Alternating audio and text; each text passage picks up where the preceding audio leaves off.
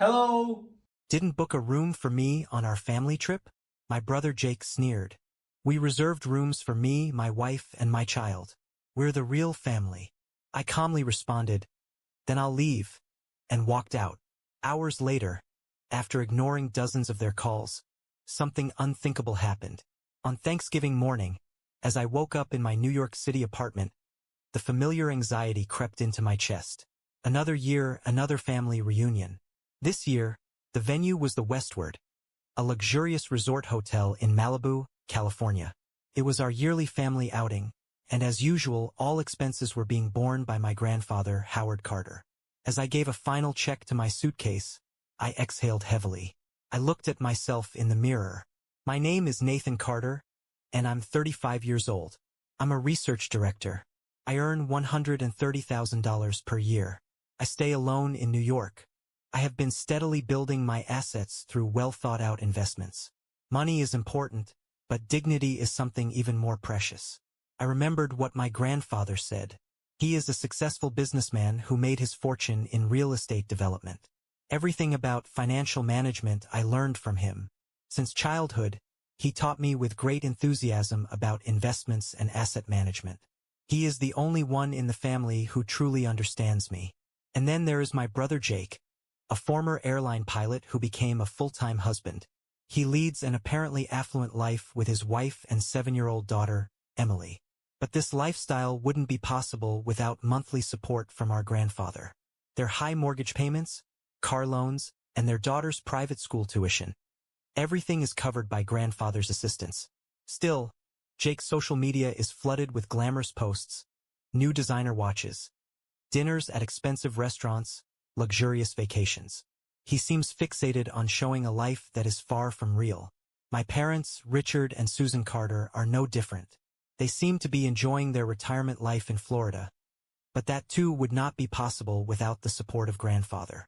Their retirement fund, the deposit for the high-end retirement home, everything is based on grandfather. My parents have always been cold toward me but indulgent with Jake. That hasn't changed since childhood. I covered my tuition with scholarships, and my living expenses by part-time jobs while I was in college. Meanwhile, my brother depended on our parents for everything, study abroad expenses and living costs included. The contrast still hurts to remember. Become someone who can stand on their own feet. That is another of grandfather's sayings. I have really lived by these words, studying and working desperately so as not to be dependent.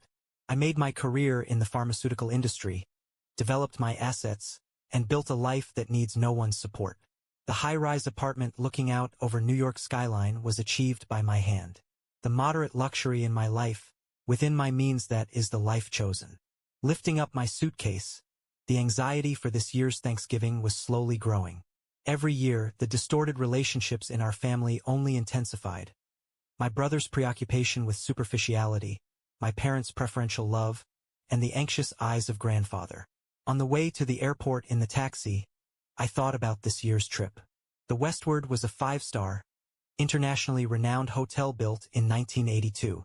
It was an Italian Renaissance building with suites over $900 per night. The special dinner for Thanksgiving was said to be over $300 per head. But against that glittering backdrop, the reality of our family was fragile and distorted. My brother's high-rolling lifestyle, my parents' comfortable retirement, all castles built on the sand of grandfather's support. And this year, those distortions were about to reach their breaking point. Of course, everyone must have noticed. Yet no one dared to speak of the reality that now awaited us. Through the taxi window, from Los Angeles International Airport to the Westward, California's gentle sunlight streamed in. On Thanksgiving Day, under a pleasant weather condition, I arrived at this luxury resort. I was the last to arrive. Pulling my navy Rimowa suitcase, I stepped into the Italian Renaissance-styled magnificent building. My simple yet elegant theory suit had slightly wrinkled during the long flight. The lobby spread out as a clean, dignified space. Above, crystal chandeliers glittered, and beneath, footsteps whispered softly on the marble floor. Other guests were already spending their Thanksgiving afternoon in their ways. On my way to the reception desk, I saw my parents. They seemed to be talking about something in a corner of the lobby. My mother Susan was wearing what looked like a new resort dress while my father Richard was casually dressed appropriate for his age. Our eyes met, then darted away. "Mr. Carter, I apologize, but I don't seem to find your reservation." The tone at the desk was apologetic. She continued to tap onto the screen, furrowing her brow. "I have all of the reservations for your family except—" I heard the clink, clink of high-priced heels. I turned and found Jake striding toward us in a triumphant grin. Hermes Birkin bag hanging on his wife's arm and a Cartier gleaming on his hand. "Oh, finally Nathan showed up," he said with sarcasm laced into the tone of his voice. The receptionist continued to check the system. Other guests started to glance toward us. "How queer there is no reservation." Jake's voice rose in decibel, precisely calculated to show the attention to the people present around him. His Louis Vuitton baggage was strikingly contrasting next to my dark-colored case. "Actually," Jake stepped closer, a triumphant smile on his face. "I only made reservations for our family." His voice echoed in the lobby. He continued, heavy with sarcasm. "A room for me, my wife, and my daughter. And one for Mom and Dad. Just for the real family, you see." There was a moment of silence. The front desk staff stood agape, and our parents turned their backs even further away. The air around me solidified in an instant. With a slow, deep breath, I spoke with my face still expressionless. "I see. Then I'll leave." Surprisingly, my tone came out cooler than I thought it would. Re-gripping the suitcase handle, I nodded politely to the front desk staff. Taking out my smartphone, I opened the app for calling a taxi. "Wait!" Jake's voice rose, but by now I was ready to leave the lobby. I felt the sympathetic stare of the staff at the reception desk, and I began to walk towards the door. My brother looked so surprised at what happened, yet the triumphant grin just clung on. Our parents were simply standing a bit awkwardly. The quiet lobby only rang with the sound of my footsteps. The afternoon sunlight streamed inside through the main door, dazzlingly bright. Palms danced gently in the refreshing breeze as they waited for the taxi. In a few minutes, the Thanksgiving holiday that I was supposed to spend at this luxury resort was over. But at this very moment, a strange sense of liberation overcame my heart. Grandfather's words came to my mind again. "Be a person who can stand on their own feet." Now I felt I knew what those words meant. In the few minutes waiting for the taxi, I looked at the magnificent exterior of the hotel. The Adam-style building told a story of over 200 years of history, and it was decorated luxuriously for Thanksgiving. Luxury cars kept coming, and well-dressed families stepped out. Through the lobby glass, I was able to make out my niece, Emily, all dressed up in that way too costly of a dress no child ought to have. Fidgety behind her dad, maybe seeking for me. Of course, Thanksgiving Dash, the ritual that one of our things we've been performing religiously and also includes getting the gifts, which brings to attention about a pearled hair clip nicely packaged in the suitcase. Into a taxi, Los Angeles International Airport. I was already searching on my smartphone for the next available flight to New York. Though airfares during Thanksgiving are so expensive, I did not really mind that. Rather, this emotional energy that I wasted every year in this season of the year seemed far costlier. In the rearview mirror, the westward building grew smaller. Its gleaming form bathed in afternoon sunlight, a monument to our family's superficial glamour. And now, the first crack had appeared in that facade. I couldn't predict what would happen next. But one thing was certain, there was no going back. The inside of the taxi was quiet, insulated from the cacophony outside. The air conditioning kept the temperature refreshingly cool, while the high-quality leather seats gradually eased the tension of the night. Outside the window, the particular resort scenery of Malibu flowed by, neatly lined palm trees, white luxury homes, and glimpses of the Pacific's sparkling surface. Views that would normally captivate me now felt strangely distant. I pulled out my smartphone and dialed my grandfather's number without hesitation. The ringtone stretched on, longer than usual. Finally, he answered. "Nathan, what's wrong?" His voice carried its usual composure. "I have something to report." I began speaking in a matter-of-fact tone. I recounted what had happened at the hotel. No emotions, just facts. How my reservation had been missing, what Jake had said, how I had left, in sequence. I could hear the breathing on the other side start to get a little hoarse as grandfather listened to me. He was stifling his anger. But I didn't add words to provoke his sympathy. I understand. Leave the rest to me. Grandfather's voice was low and heavy. In those few words lay an omen of things to come. Within minutes of hanging up, the calls began to flow in. First, from Jake. Over 10 missed calls within a quarter of an hour. Then a message. Nathan, Emily wants to see you. She was looking forward to our annual Thanksgiving. Can't you think about a child's feelings? My friends come over for dinner tonight. I was planning on posting the perfect family Thanksgiving to Instagram. Do you know how embarrassing it is to explain this situation? Jake's voice rose higher, hysterical. Between those calls, emails from our parents did start to trickle in. We could have put another room in, but then again, as Jake said, design the house around the real family.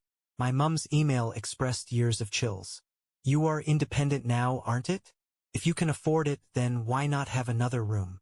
With your salary, it shouldn't be a huge deal. What's the emotional high drama for? Then another from my father went in for an even sharper X. Jake has a family, a wife and a child. You do know that, don't you? Can't you just keep quiet and bear with it over Thanksgiving? That has always been the problem with you, thinking about no one but yourself and never the family. Next, my mother went on, portraying me as the bad guy. We had plans for social network postings. We were going to take such nice pictures of you and Emily. Now it's all ruined. The feeling within my chest, with every and each message read. But by now, those were words heard. Since ever I could remember, my brother and I had been under this kind of discrimination. Then, as it neared to the airport, this surging wave received new messages like, because you are selfish, Emily is crying, and also she was planning so long. She had longed to meet Uncle in end. He continued to use his daughter as a shield to the very end. All I could perceive behind it was vain and pride. Then followed another of her sarcastic emails from Mother. Poor Jake. If you knew how hard he tries to provide for Emily, you wouldn't be so heartless. Desperate as she is about Emily's future, you wouldn't understand. But children's education requires money. Yet, at a time like this, I felt no need to reply. If anything, I was grateful that things had come into the open without too much effort on my part. Just before reaching the airport, an email from grandfather arrived. I am proud of your decision. I know everything. A certain warmth welled up in my eyes as I read the message. However, this wasn't because of sadness, but because of quiet determination, a new chapter that had started and would grow big very fast. My smartphone kept on receiving incoming calls relentlessly. Worried messages from Jake attacked my screen. Answer the phone right now. Then, accusatory emails from my parents. Your selfishness is tearing the family apart. But I had reached a place where no one's voice could reach me. Getting out of the taxi, I started to walk towards the international terminal. While booking my flight to New York, I felt a strange sense of freedom. This was the moment of being freed from the false real family. About 30 minutes after boarding, an email from grandfather came in on the New York-bound plane. The recipients listed all the family members. The following is my final decision to be announced. Grandfather's email began as characteristically dignified as he was. Today, on Thanksgiving, an incident occurred which badly wounded our family dignity. Cruel treatment of Nathan, injury to the name of the Carter family, and under no circumstance shall be tolerated. I hereby freeze immediately all financial support given to Richard, Susan, and Jake. Let me remind you that your respective high lifestyles depend on my support entirely. Those who have been blinded by their lives of vanity and pretentiousness and have forgotten what family is all about deserve no more such privilege. Just as I read that, my phone wouldn't stop ringing. It was Jake again. He must have been in deep need since he was trying to call in every now and then. Nathan, please answer the phone. Convince Grandpa. His voicemails marked his increasing desperation. Needless to say, his life would turn into a nightmare without that amount each month. All his lifestyle had been built on the basis of grandfather's backing. Then came emails from my parents. The conceitedness was all gone, and the email was pleadings of desperation. Nathan, this is about our retirement. Can you please talk to your grandfather again? The $150,000 deposit for our reserved luxury retirement home will get forfeited. Our medical insurance subsidies will stop. Their panic was unmistakable. The reality of their retirement security crumbling in an instant had finally hit them. Do something, Nathan. Listen, if it's you, won't he? For the first time, my mother's email contained unfamiliar words. I'm sorry for saying such terrible things earlier, but this is a family crisis. I quietly turned off my smartphone. Through the plane window, a vast sea of clouds stretched across the sky. The perfect family Thanksgiving photos posted every year on social media would not be uploaded this year. For Jake, that might be an even bigger blow than the financial impact. The plane flew steadily toward New York, without turbulence. The guy next to me was deep in thought, scrolling through some Thanksgiving dinner recipes on his phone. This would have been the time I was presenting Emily with her gift in the lounge bar of a hotel. When I finally got home and onto my Wi-Fi network, my cell exploded in notifications. Over 100 unread messages, most of them from Jake. Their contents grew increasingly panicked. What am I supposed to do? I won't be able to pay the loans. What about Emily's school fees? Emails from my parents too had turned urgent. We might be deprived of getting back retirement home deposit. What to do? Can't sleep over thinking about medical insurance. And most tempting message, final notice from grandfather, was sent to all in the family. This is something that cannot be undone. Consider this the consequence of your own doing. If you disagree with my decision, I will cut everything off immediately. I quietly read the messages coming in. Their condescending attitude from before was gone, only desperation remained. I had never seen each family member's true self as vividly as in that moment. Putting my smartphone down, I made some tea in the kitchen. By this time, I should have been having their sumptuous Thanksgiving dinner, a $100 special course per person. I remembered that amount, and it brought a slight smile to my face. Every year, my brother's family updated their social media status with posts about this delectable dinner. But, in fact, they were seldom able to even pay their month-on-month credit card debt. Another call received. This time from Jake's wife. She sounded a little panicked and confused in her voice. Among those were quips about how her husband overspent. And their marriage also seemed to start developing cracks. Then the really desperate appeals started coming from my parents. The retirement home won't refund the $130,000 advance payment. Medical insurance will be self-paid from next month. Because of you. Our retirement. Even in their begging, they continued to side with Jake, even as they blamed me. It was as though they had learnt nothing. Refrigerator, I extracted a lemon and dropped it into my tea. Tomorrow the routine work awaited. New research data analysis waited at the pharmaceutical company. $150,000 salary annually, progressively invested investment trust. A sound foundation of life, built through my own efforts. Out the window, New York's night view glimmered. Quiet. Lights of high-rise buildings are like stars of the city. Suddenly, my credit card statement came into mind. Full amount payment per month. Luxury I could afford being poor. Zero debt. And the saying by grandfather, vanity is for people. Savings are yours. In this city, my life was made through my own hard-earned fortune. As grandfather always said, I had become a man who stands on his own 2 feet. And at that moment, I really felt that decision was correct. Incoming calls kept ringing from my smartphone. But they were voices I could no longer hear anymore. 2 weeks since Thanksgiving, early December. The first snow-clad New York pure white. Day after day plunged into work of new projects in the pharmaceutical company's lab. At a time my family's condition completely changed with routine unchanged day by day. Social media first provided the initial signs. Jake's Instagram, once updated almost daily, had gone dark. His last post was the day before Thanksgiving. A photo of a Hermes bag at an upscale restaurant, tagged with #DreamLifestyle. The caption, "What a wonderful life." Now, it sounded painfully ironic. Emails from my father were finally contrite. I'm reflecting on our years of extravagant living. We spoiled Jake too much, and we were cold to you. I'm sorry. Similar messages came from my mother. With their medical insurance subsidies cut off, they were finally realizing how much healthcare really costs. Our pension alone is nowhere near enough.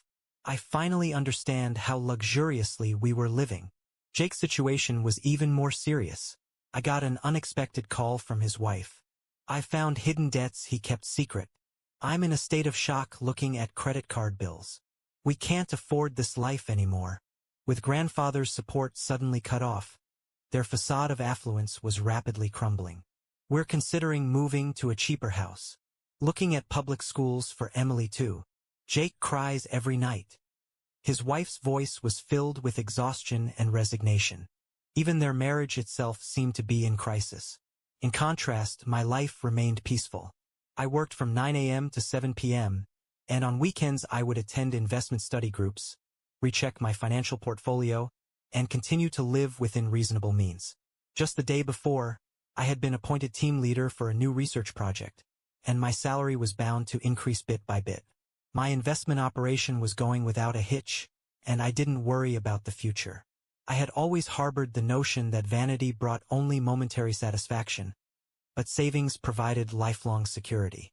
Now, with grandfather's words about their insecure retirement and Jake struggling with mounting debt, I simply went on to lead my ordinary life. Over the last 2 weeks, the desperate calls and emails had slowed to a trickle. Messages that had come in every day now were only coming once or twice a week, their tone changing from angry and in denial to quietly resigned. Jake's latest email was brief, but it spoke volumes. Emily will be transferring to public school. She'll take the school bus. I never thought it would come to this.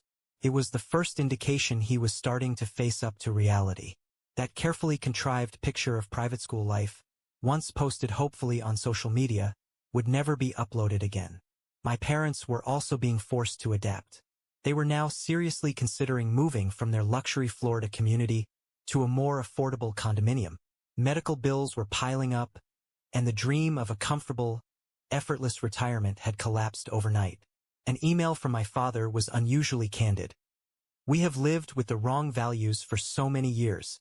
Yet, if that realization would indeed change them was a different matter altogether.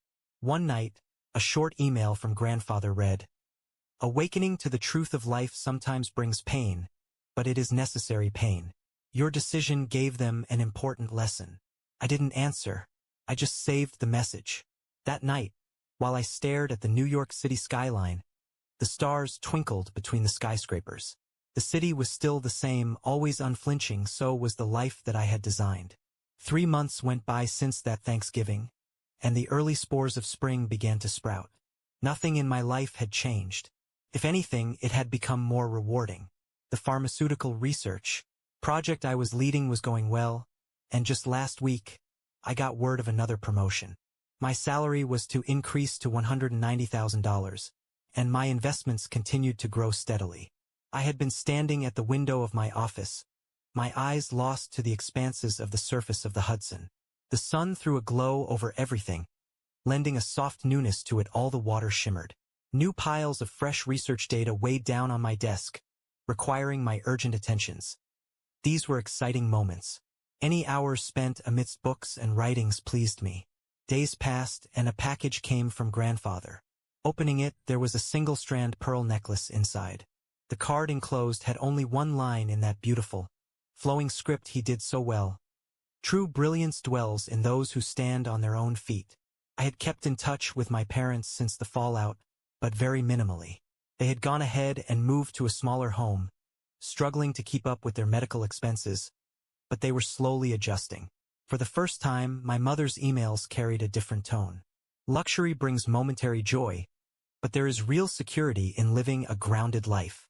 Jake and his family had also moved to a modest suburban neighborhood. Emily had adjusted to public school and was now catching the bus to school every morning. Jake's once very active social media accounts had grown silent. In one of his few messages to me, he wrote, "It all seems so vain now, posting just to keep up appearances." Now, days for him were filled with struggles to keep up the credit card payments. His marriage was still strained, but at least they no longer were pretending to live a life that they could not afford. I had started setting new goals for myself, such as building a stronger career in pharmaceutical research and one day leading my own team. I could just envision mentoring young researchers and teaching them some of the things that I learned. Holidays allowed me to study investment and economics with a study group. The company during holidays also put me among people living steady, no-nonsense lives. The conversations were real, void of pretentiousness and vanity. Refreshing. That Thanksgiving had taught each of us at least something great. The worth of financial freedom, the hollowness in image-based lifestyles, and most importantly, the essence of a family. The last words of grandfather still rang in my head.